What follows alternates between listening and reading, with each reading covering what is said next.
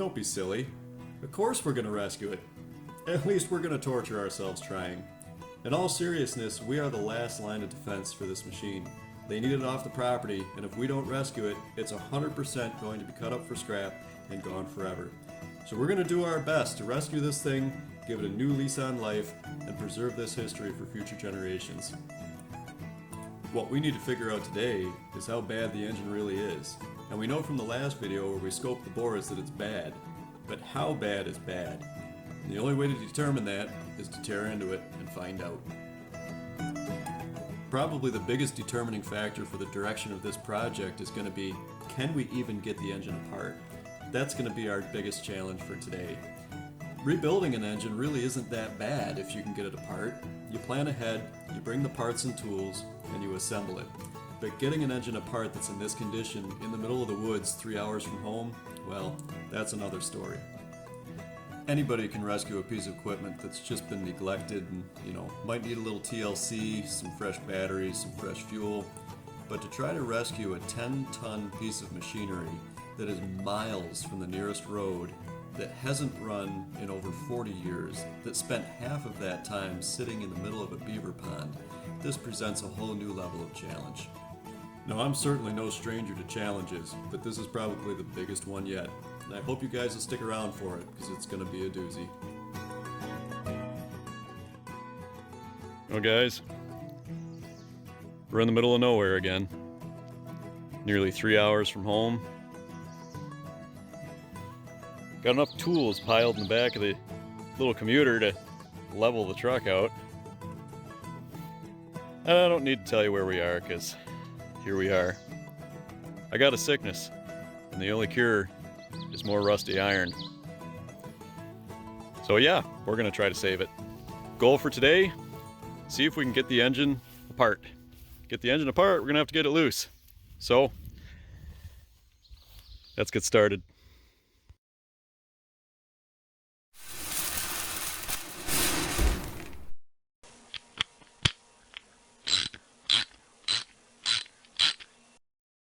Alright, so the tentative plan, we got the back doors open again, is to get the valve cover back off, and we'll pull the valve train, pull the cylinder head off, and then we're going to go in with a descaling wheel, try to get the scale off the cylinder walls, clean them all up, and then we're going to try to burn this thing free.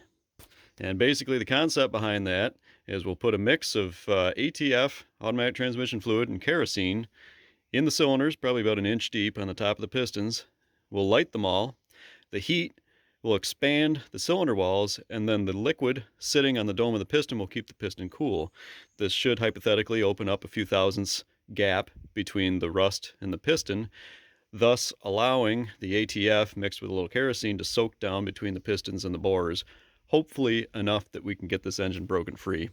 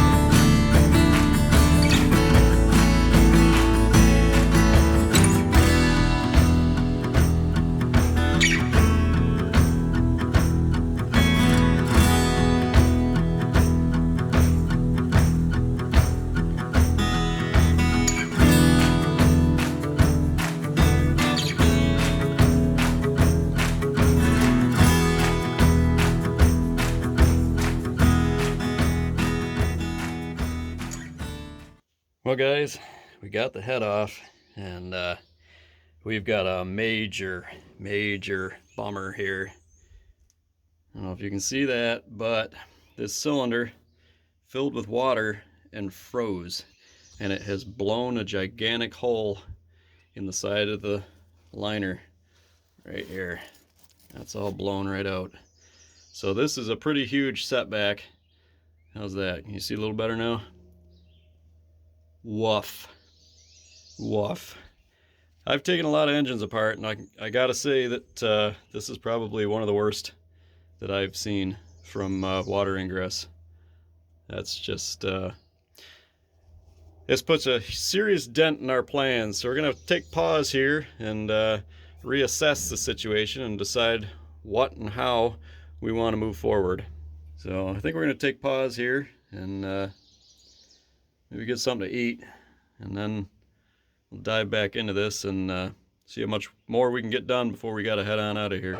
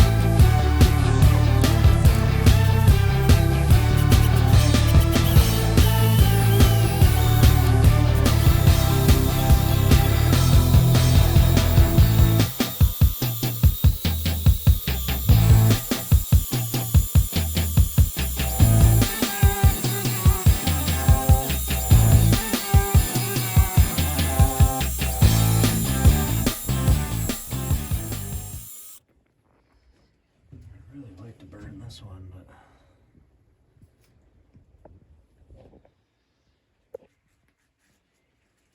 I think that's not even going to hold anything because it's blown out right down to the, yeah, it's blown right to the piston. That one's going to be a sorry. This one that's blown out is a nightmare.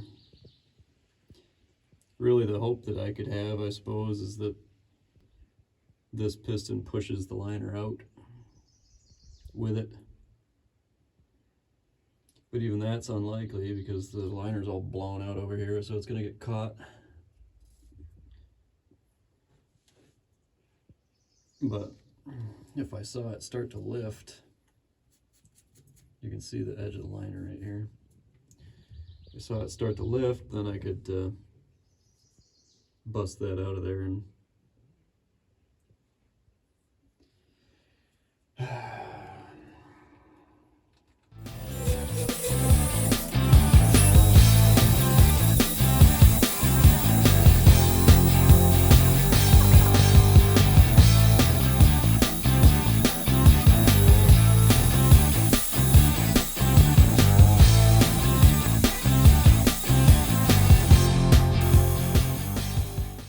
so, you know, I don't even have a clear direction on how to hammer on the tops of the pistons, because if the crank is pointed straight up in the air, then, you know,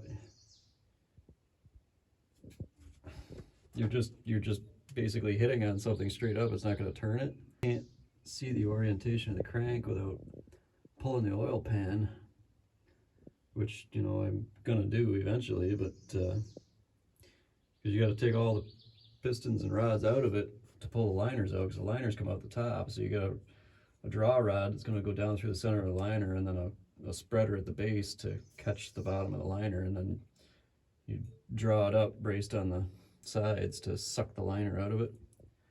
It can be done manually, and it can be done in the woods, but I would have to make a tool to do it. And regardless, the pistons and rods got to come out. I just, man, getting them out of this thing is going to be a small nightmare.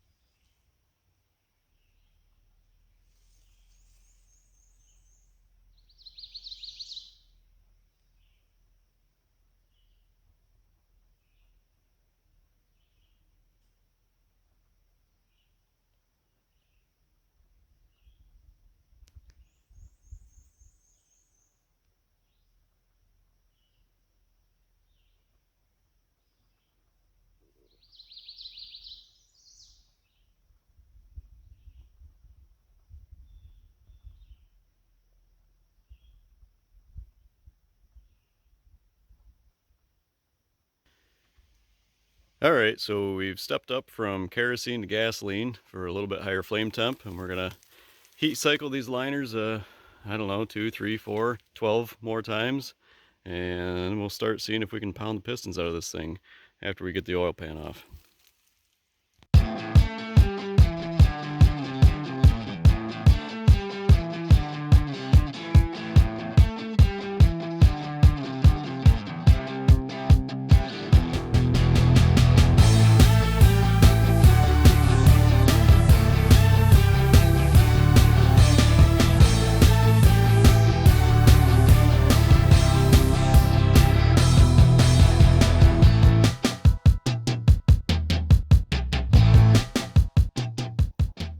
Well, this thing just keeps sending us more surprises. So we got that voltage regulator off, and we got a hole right in the oil pan there. There. Looks like lacy here. Looks like some holes here. Here. Guessing this is the water line. All the fun.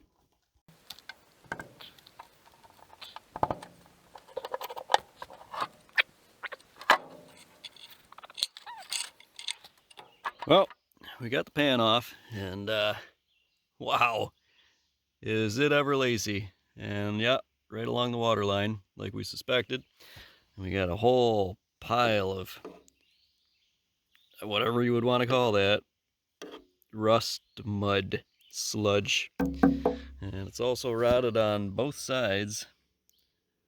Very disappointing. Also means the oil pump pickup has been sitting in water and freezing and thawing, so who knows what kind of condition that's in.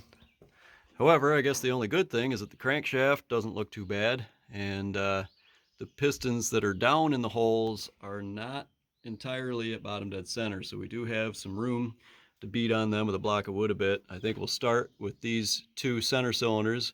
This one is the one that has the big hole blown in it, so we'll start beating on this one. That'll allow us to push these down the rest of the way. You sure about that? Then we can clean up the ridge on the cylinder wall and try to clean up the rest of this one that's exploded. Then we will move to the outer two cylinders and start beating them downward, which will then move these much farther up the bore. So that's why I'm thinking about starting with these two. So I guess let's get some sledgehammer and block of wood action going and vent some aggression on this thing and see what happens.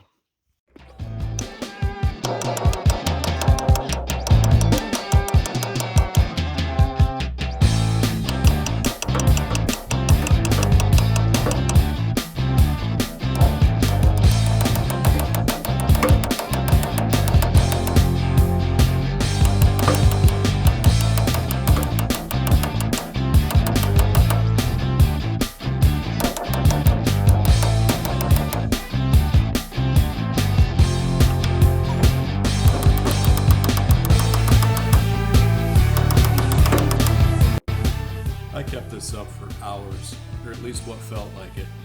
So it's time to move to plan C. Plan C is to undo the connecting rod from the bad cylinder and see if we can't push the entire piston and liner out of the block from the bottom with a porta power, because we have no other options at this point.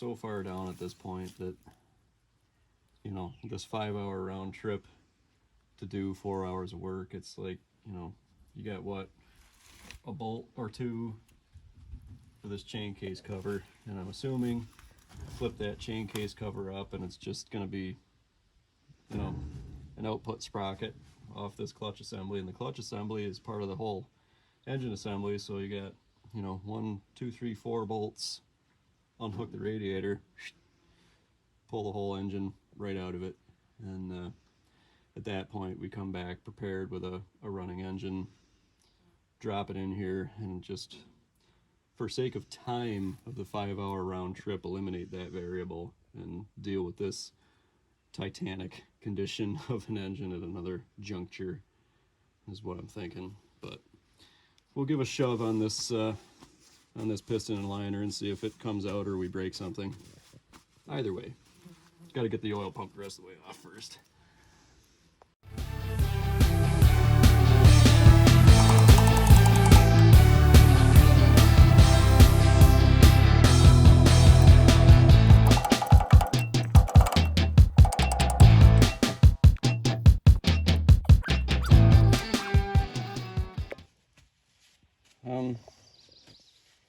Oh, why that's not coming off.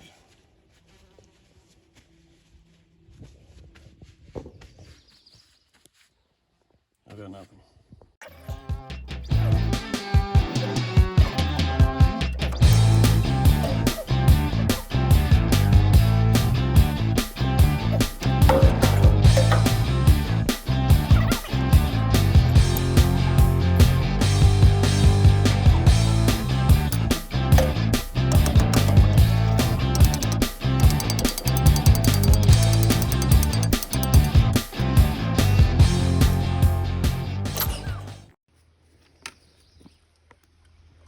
Oil pump still turns, so that's kind of surprising, given that it's been frozen multiple times, but yeah, nasty.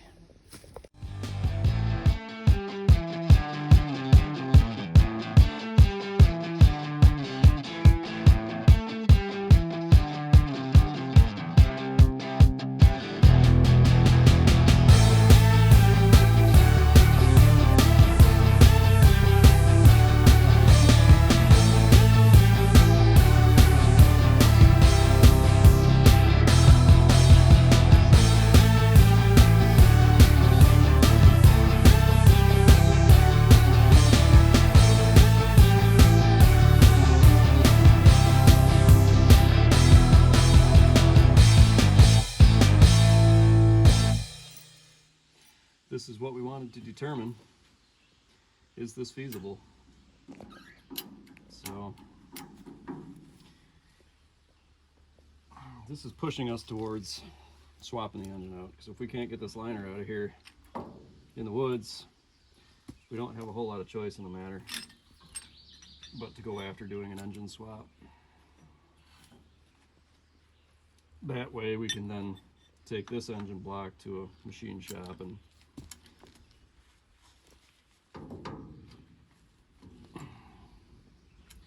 extract the liner there.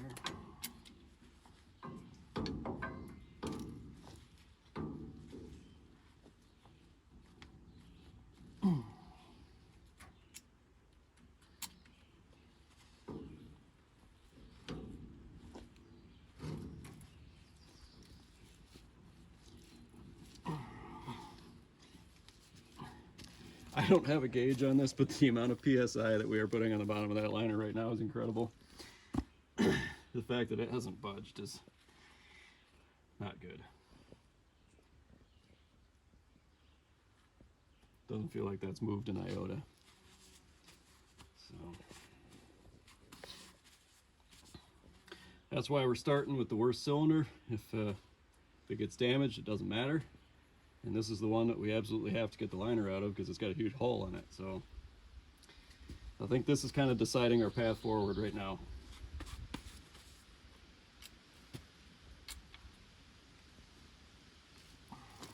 I can't even put any more pressure on this. That's it. All right. That's what we needed to know. So you know what, at this juncture there's not even, I don't think, any point in trying to push any other pistons out of it, because if we can't get the bad liner out of it, we're just wasting our time. So I think we'll go on the prowl for a replacement engine. It should be a standard bolt pattern on the end of the block. Maybe we'll get lucky and find another Buddha, I don't know. Alice Chalmers purchased Buddha, and Buddha engines were also used in co-op farm tractors and cockshot farm tractors. So these engines are out there. I think we'll do a little digging, see if we can come up with a repower option, and go from there. But we're not giving up on this thing. We're not going to let it go to the scrap. We're going to save it. You hear that, Diesel Creek? I'm talking to you, Matt.